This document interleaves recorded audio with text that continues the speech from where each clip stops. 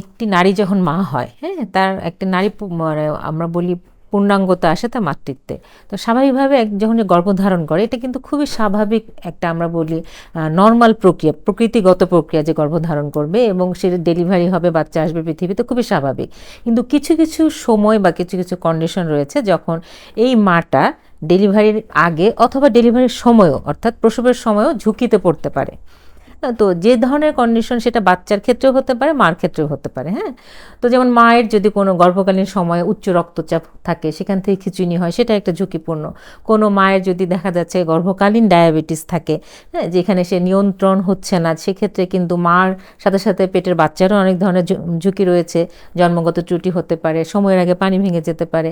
আবার কোনো মায়ের দেখা যাচ্ছে থাইরয়েডের ঘাটতি রয়েছে, বা মায়ের কোনো ধরনের হার্টের সমস্যা বা কিডনির বা লিভার, এরকম তো হতেই পারে যে আগে থেকে হয়তো সমস্যা ছিল, গর্ভধারণ করেছে। তো এই সমস্ত কন্ডিশনগুলোকে আসলে বলা হয় ঝুঁকিপূর্ণ গর্ভবতী অবস্থা।